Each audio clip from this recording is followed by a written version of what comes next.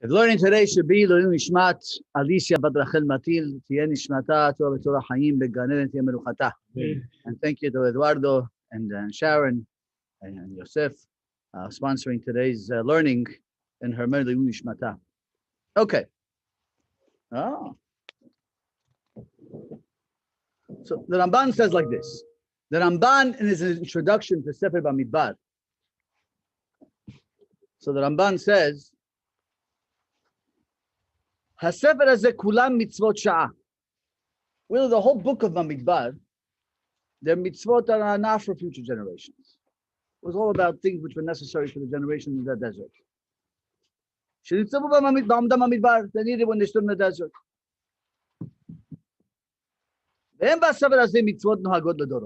And really, this book doesn't have mitzvot that we're going to have future generations.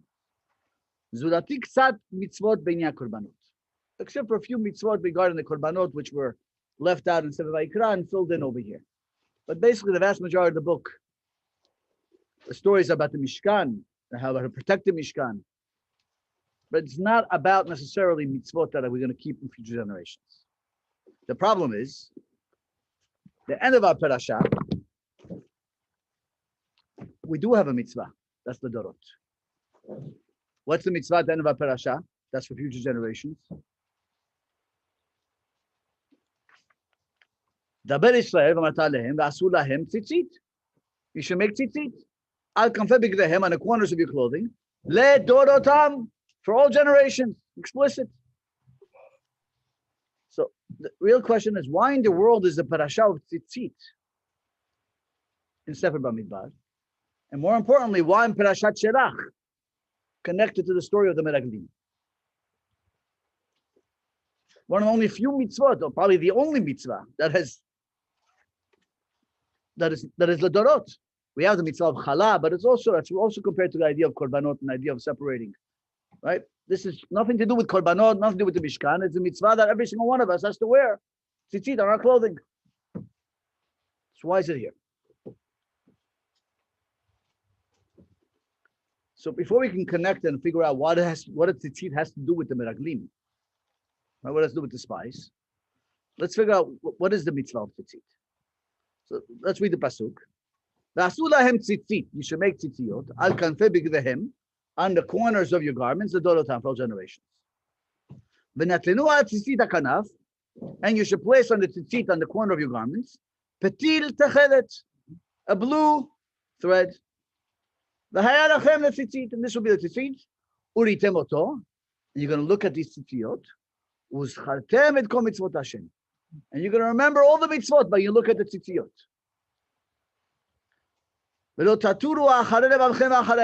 And this way you won't follow your eyes and your hearts, which cause you to get yourself into trouble. Somehow the tzitzit protects us from that. And when you look at the tzitzit, what do you remember? All the mitzvot. Now, how does that work? Why is it when I look at the tzitzit, I remember all the mitzvot? What is it about that tzitzit that reminds me of all the mitzvot? Oh, so Rashi says, Alan's Tamid Chacham, so he knows what Rashi says. So Rashi says,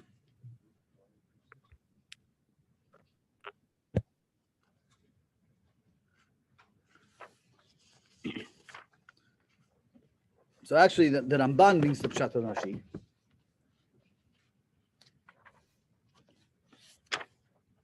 And the Ramban says, Katav Rashi. Rashi writes in Pasuk Lametet, and he says like this. This is what Rashi writes.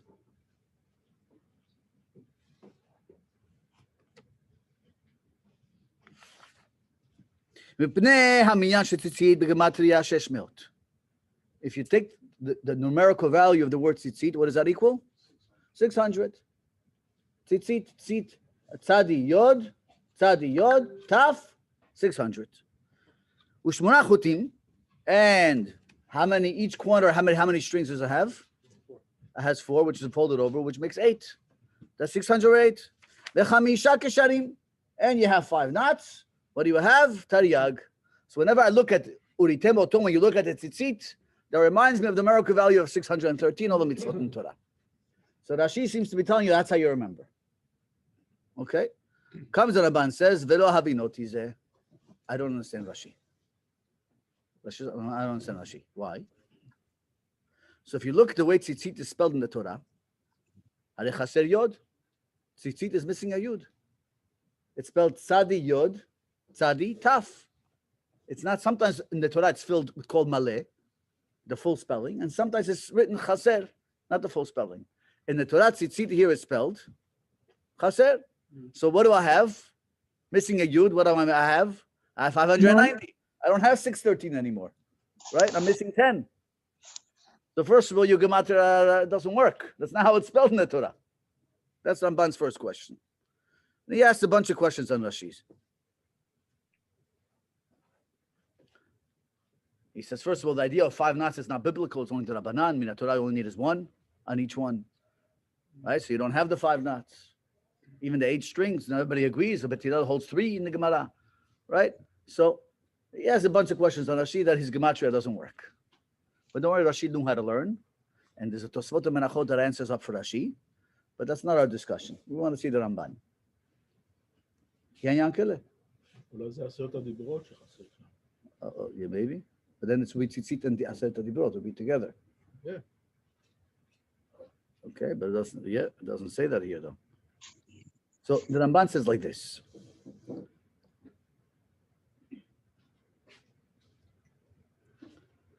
Aval hazikaron, the Ramban says, how do I remember all the mitzvot? Ubechut Techelet is with the blue string, the Techelet string. And the Ramban says words that he repeats in many different places, and they're hard to know what those words mean. And I'll try to give a little understanding, but that's not the main answer I want to focus on. I want to focus on the second answer of the Ramban. He says, how do you remember the mitzvot? From the blue string, the Techelet string. Shromez lemidat hakolelet hakol. The Techelet is Romez, hints to the midah of kol. Shehi bakol, vehi tachlit hakol. That's the essence of everything. Techelet, which means blue, also comes the word tachlit, which is the essence of everything, right? And if you look at the word Techelet, what is the middle spell? Take a taf and taf, spells kol. So hidden in the word Techelet is the word kol. The essence of everything is hidden where? In the Techelet. And that's why it says, Hashem berachat Avraham bakol. You bless Avraham with what? With kol. So some idea of kol that incorporates everything, which is found in the Techelet. So if that's the case, it incorporates all of the Torah, which is found in the Techelet, right? I give you an example. We said this once at a bar mitzvah before. The mitzvot, right? Why are they called mitzvot? Tzav. Hashem commanded us, right? Why is it called mitzvah? It's a tzivui, it's a command. So the answer is, there's a relationship going on here.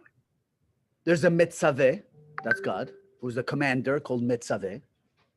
There's a metzuve, that's us, who's being commanded. And there's a tzav, and there's the command itself. The word mitzvah incorporates all 3 things together.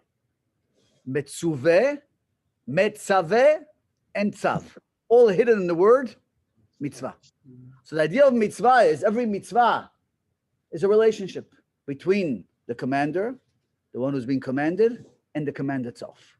That incorporates everything. That's a mitzvah. Kol etakol. Everything is in there.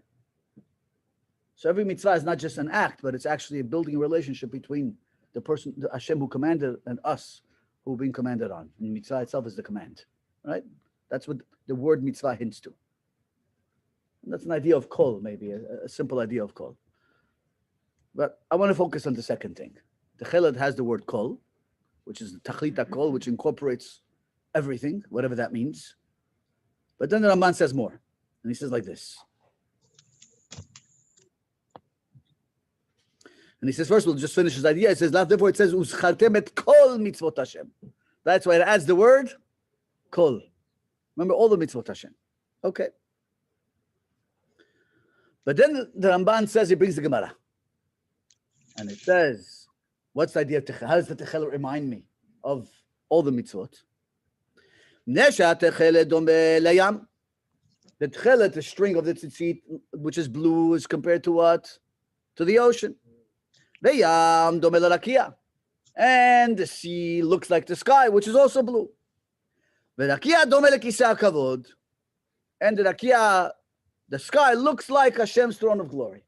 Therefore, when I look at the blue string, I'll remember the ocean, which will remind me of the sky, which will remind me of what? The kisei hakavod. That's the words of the Gemara. And let me ask you a question. Which Gemara is that? What? Which Gemara? It's in a few places. But it's a Menachot, Gemara Menachot, Dav Mem Gimel, Imam says here. The Gemara Menachot discusses the whole idea of tzitzit. A few dapim, they're discussing tzitzit. Now let me ask you a question. Yeah? I live in Houston, Texas. I don't see the ocean. I have to drive to Galveston. And actually, when I get to Galveston, what does the ocean look like? It's not blue. It's brown. It's yellow, murky. I don't know what color it is, right? It doesn't quite remind me of any sky or any cloud of glory. Maybe a gloomy sky day like today too, you know. So how does that work? And it works in the Yam HaTichon, Rabbi. Oh, Hannah says it's referring to the Yam HaTichon. We'll see in a second. Of course. Only a Or special. to the Kinneret or something like that. We'll see, right? So why can't I look up at the sky directly? Sky's blue. Now remember the kisei hakavod. But, you know, why do I need to see the ocean first? That's first of all. But second, let me ask you another question. Do I know that kisei hakavod is blue? That I look at the ocean, I remember the sky, I remember the kisei hakavod. I didn't know the kisei hakavod was Techelet. That's what I mean. What's Pshat here? So Ramban tells us a fascinating concept.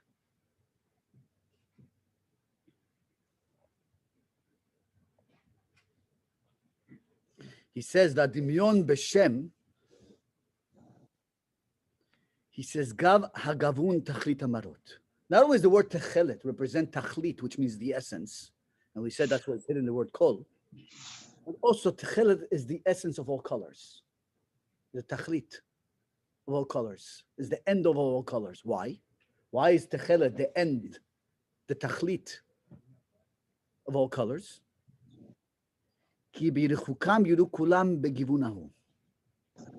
Whenever you look at something from far away, it looks blue. The ocean only looks blue when you see it from a distance. When you go up close, it looks brown, it looks clear, it looks white. You pick it up, it's clear, right? When you look at something from a distance, it looks blue. The idea is let's follow. You look at the sky. Why is something from a distance look? But not everything that you look at from the distance looks blue. But there's something profound about this idea. Anything which inherently has no sof, has no end, has no boundaries, looks blue. The ocean is endless. There's actually no boundaries. Even in the concept of when Hashem creates the world, it was a whole in a state of water. Hashem makes the water recede, and then the land was seen. And Hashem puts the yabasha, the sand, and he says, Gevul tzamta ba'yavorum. I placed a boundary that it shouldn't cross. But without the boundary, water goes everywhere. Right? If you don't stop water, it flows. Right? We need to have bayous in Houston. We got to lift up houses. We got to make all kinds of boundaries. Because otherwise, water just goes. Water has no boundaries. In itself, water has no boundaries. Only way to protect us is we create boundaries around the water. And the Chazal say that idea of waves really represent that idea. The waves means the water is always trying to come back and reflood the earth. And the sand reminds it, Gevul, there's a boundary. You're not allowed to cross it. Hashem put boundaries for the water. Right? That's a debate back and forth between the water and the sand. Every time you see a wave. Right? But water has no boundaries. Anything which has no boundaries, I'm telling us, appears as blue. The rakia, the heavens, also have no boundaries. So when I look up, it appears blue. Ein Sof. And the Kisei Kavod, where Hashem's throne, where Hashem sits, is what? Is Ein Sof. Hashem is Ein Sof. Hashem is limitless, infinite. So the idea, the Ramban says, when I look at the blue string, I'll remember Ein Sof. I'll remember the ocean, which has no boundaries, is Ein Sof. I'll remember the sky, which is Ein Sof. And ultimately, I'll remember the Kisei Kavod, that's Ein Sof. So whenever I look in the world, I look down, I see water, I look up, I see blue, I'll remember Kisei Kavod. I'll remember Hashem, Ein Sof. That's the hint. Every time I see a what? A blue string. I see the blue string in the Techelet. Rabbi, Get to your question. השם הוא כל יכול, אז כל יכול זה גם, יש בזה את כף למד, כמו במילה תכלת, כל יכול, right? רבי? כן, לא הבנתי. אומרים על השם שהוא כל יכול. כל יכול, כף למד. זה גם כמו זה מידת קול. כן, זה מידת קול. That's the first thing. כן, נכון. Yeah, so we're focusing on the second part of the Ramban. But now, the other strings of the tzitzit, the customs to have them what color? Lavan, white. Why is the custom to have them lavan, to have them white? Purity, okay. Why does lavan represent purity? Clean, okay, good. Now, if you take all the colors of the spectrum, and you put them in a centrifuge, and you spin it really fast, what color do you see? White. You see white. White. White is the foundation of all color. Every color is in a sense imposed on white. But when you spin all the colors in the centrifuge, the color you're going to see is what? Is lavan, is white. Right? And that's why it says by the Torah, it's written, right? Shachor al gabe lavan. Right? Or esh shechora al gabe esh levana. Right? It's black written on top of white, which means white is the foundation of all color. Everything else is imposed and written on top of white. That's lavan.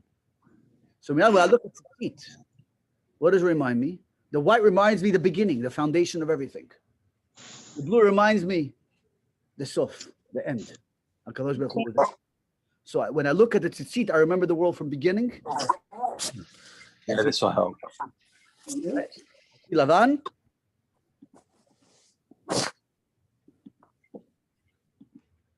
Right? I see lavan, I see white, which connotes the beginning, and I see techelet, blue, which is Ein Sof, which is Hashem, which is the end.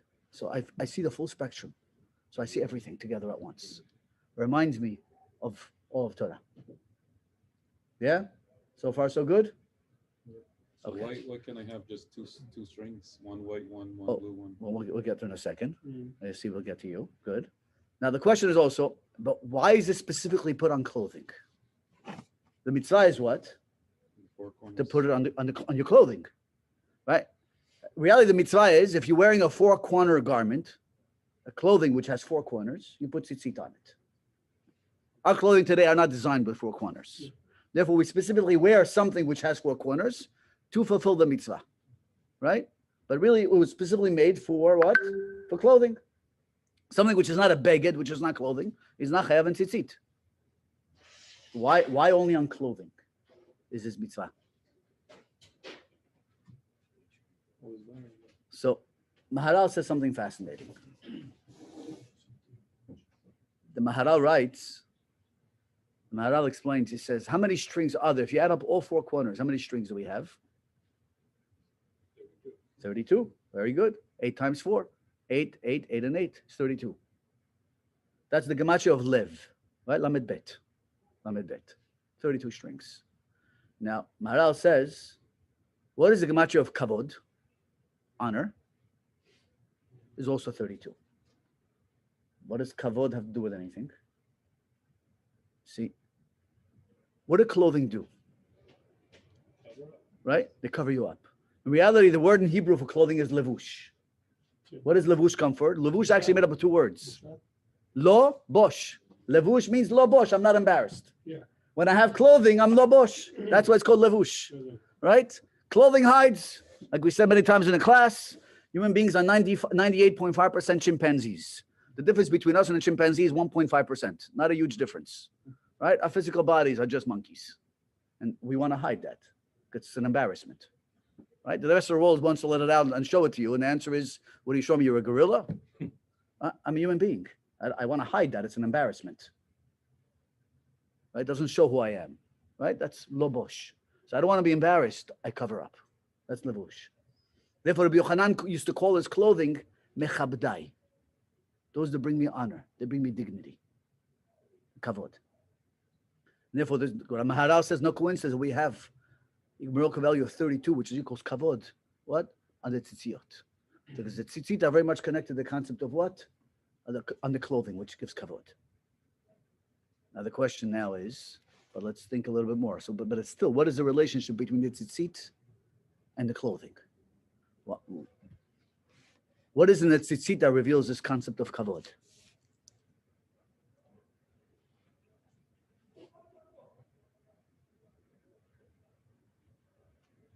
So here, I'm going to share the words with the Baal HaMaor. Baal HaMaor is one of the greatest Rishonim. If you open up any Gemara, any Talmud Bavli, Babylonian Talmud, in the back, the Ramban, we just learned his Pirush, also has a commentary. He actually has, Baal HaMaor wrote a book, and the Ramban wrote a sefer arguing, disagreeing with the Baal HaMaor. And you see the debates, right? It's called Milchamot Hashem, the wars of Hashem, right? So Baal HaMaor, you find going back to the Gemara, he was preceded the Ramban. Lived probably in the 11th and in the 12th, early in the 12th century. And he says a fascinating concept. And he says, the neshama of a person is called kavod. And he proves it to you. Pesukim and Tehillim throughout refer to the neshama as kavod.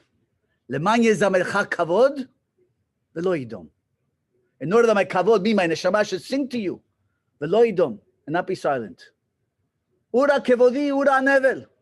Right? Awaken, my kavod. What's that? My neshama should awaken. Right? The neshama throughout, he brings many, many sources. The idea of neshama is referred to as what? As kavod.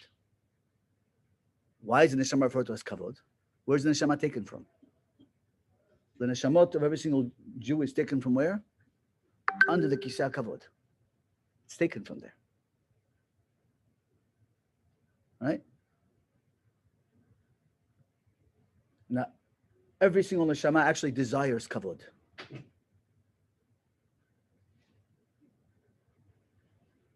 And where do we see this from? What does the word neshama really mean? Nefesh. So I'll bring you a pasuk.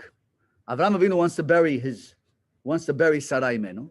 He goes to Ephron and he says, Im nafshechem likvor et metim lefanai. What's the shortage of nafshechem? Nefesh. What is he saying? Is it your desire to bury my dead before you? Im nafshechem, do you desire, do you want, or you allow me to bury, right? Im nafshechem. So actually the word neshama, nefesh, means desire, ratzon, means will, right? It means the will. That's what it means. Which means every neshama, which was taken from under the kisei kavod, desires kavod. Right? It's human nature, that's why we run after it. It's misplaced kavod, but because the neshama, in a sense, wants to break free. It's infinite, part of Hashem. Now, there's two ways we break free. How do we break free, Ankale? There's two ways we break free. There's an immature way of breaking free.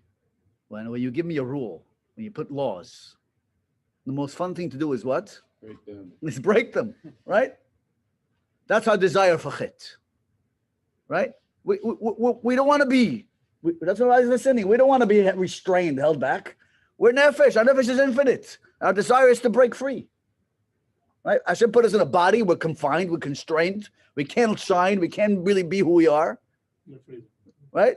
So we want our desire is to break free and reveal our glory, reveal who we really are, but we can't. So there's two ways we can break free. We can at least feel that feeling of breaking free. We can break all the rules in the world, right? That sense of freedom. And teenagers are great on that. That's what they want to do, right? Every second of the day, they want to break free. They want to break every rule. That's what makes it fun in life, right? The more rules you make, the more they want to break them. That's chet, right? That's an immature. That's one level of breaking free. But in a deeper sense, the neshama is infinite. It wants to connect back to its source, to Ein Sof, to no end, to infinity. So it's trying to connect to that. Right, so you can do it in an immature and really limited way through chet, through sinning, but in a much deeper way, through connecting back to your source, under the kisah kavod where you came from. Right, that's nefesh, that's what the neshama wants. It's ratzon, it's to become infinite and reconnect, to shine out, to reveal its glory, in a sense, really the glory of Hashem, who created it and is a part of it. Right, that's the idea of neshama. That's why it's called kavod. Right? That's what's on. What reminds us to do that? The tzitzit. The tzitzit, which is lavan, is white, and techelet, and blue, which means the foundation is white from beginning until the end. I want to reach this Ein Sof. I want to reach infinity. I want to connect to my source under the kisah kavod. Right? So the Neshama desires to do that. It wants to break free. So the tzitzit are placed on the bigdei kavod, on the clothing which represent kavod, which represent the neshama. And the idea, when you look at your clothing, you look at the tzitziyot, you remember yourself, what is the function of the neshama? What's its goal? What is the kavod here? What is the neshama trying to accomplish here? It's going to connect from beginning all the way to Ein Sof. Right? That's why tzitzit are specifically on clothing. Right? It's an amazing concept. So every time you look at the tzitzit, what are you remembering? That I am. And neshama is kavod, is dignity. And kavod really means, neshama really means ratzon, desire. And its greatest desire is to connect back to its source. So I look at the tzitzit, which are white. It's the beginning, the foundation, which is blue, which is techelet, which reminds me of the kisah kavod, from the ocean, which has no boundaries, no end. I don't want to have boundaries. Reminds me of the sky, no boundaries. Connects me to kisah kavod, Ein Sof, obviously no boundaries. And that's what I'm trying to connect back to. That's every time I look at the tzitzit, that's what I remember. Now, why is it here in Parashat Shelach? As Rambam pointed out, there are no other mitzvot that are no hate for generations except this one. Why is it here?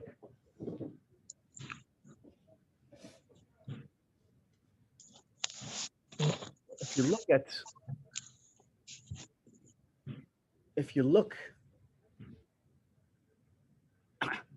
the chet of the meraglim, so we learned many times in the famous Gemara.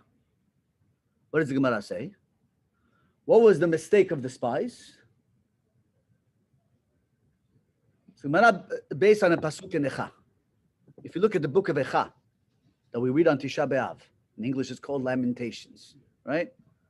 Laments. It's written in the order of the Aleph Bet. Every chapter except for the last one is written in the order of the Aleph Bet. And the third chapter is 3 psukim. Aleph, 3 psukim Bet, 3 psukim in the order of the Aleph Bet. Except there is one letter that's out of order. Instead of saying Samach Ayin Peh, what do we have? Samach Peh, then Ayin. The Peh and the Ayin are flipped. So the Gemara asks, Mipnei ma higdimu Peh la'ayin? Why did we put the Peh before the Ayin? Why is it out of order? So the Gemara כי המרגלים הוציאו את דיבת הארץ רעה. Oh, very good, Chana. Very good. Because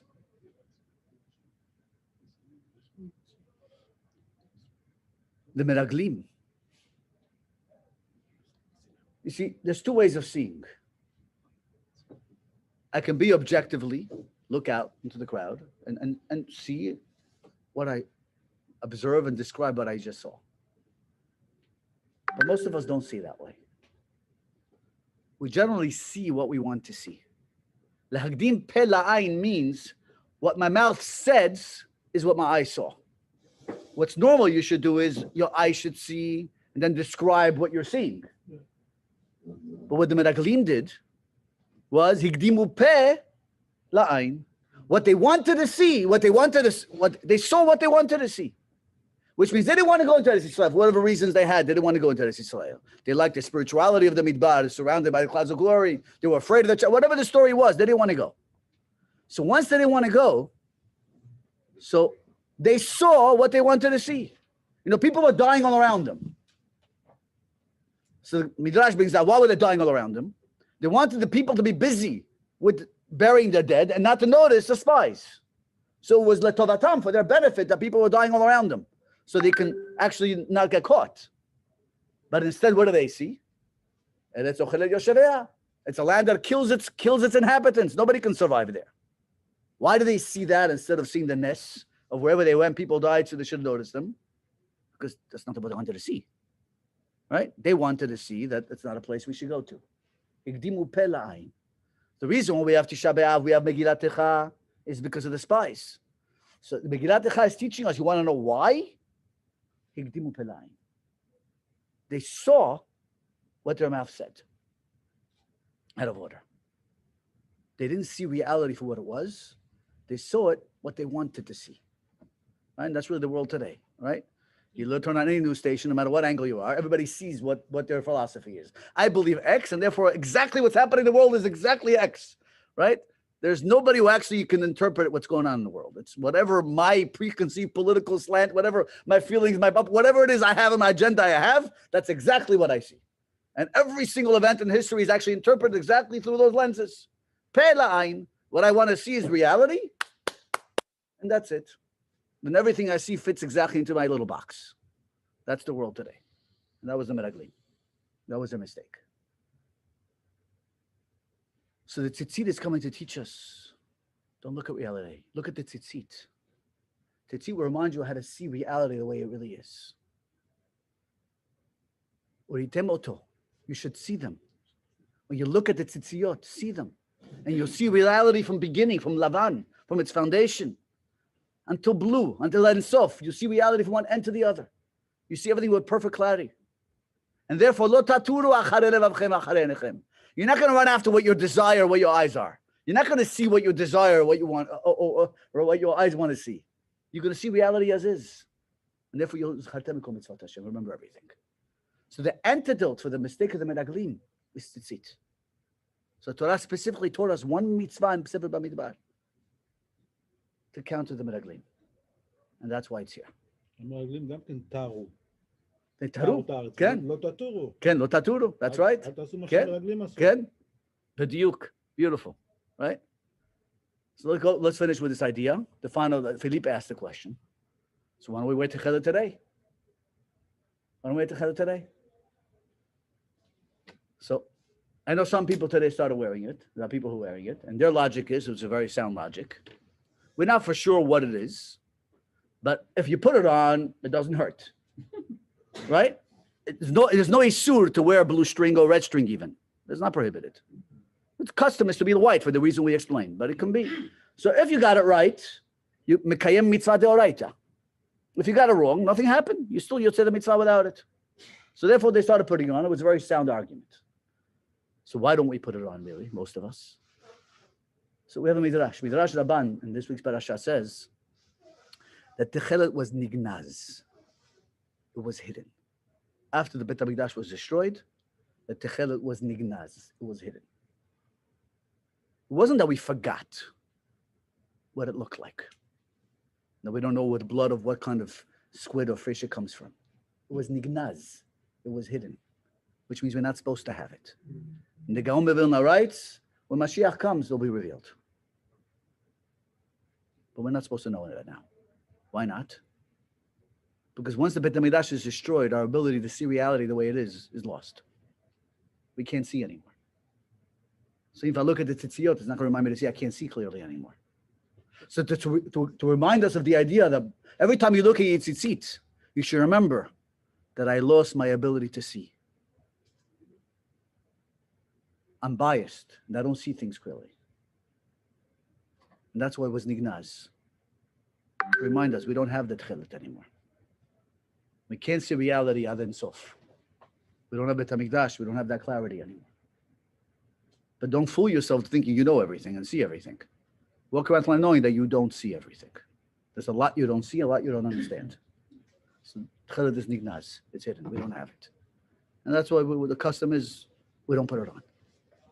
Yael Mevin said, when Mashiach comes, it will be revealed. We're not supposed to have it. That's the other argument of why not to wear it. Right? That's the idea of the Techelet. But again, the Tzitziot teaches us this idea of what? Of seeing reality the way it is, from beginning to end. See the world with perfect clarity. It reminds us of who we are. On our clothing, we are kavod. Neshama is kavod. Its desires connect to infinity and have no boundaries. That's why we don't like boundaries, because we're not meant to be bound in this physical body.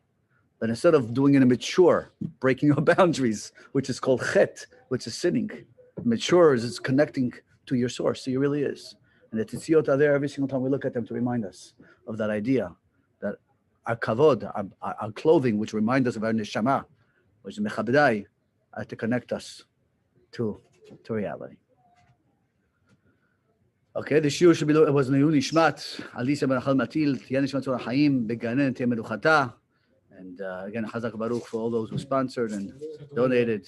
We're going to say Kaddish and Ashkava. Rabbi Hanania ben Akasha Omer, רצה הקדוש ברוך הוא לזכות את ישראל, לפיכך הרבה להם תורה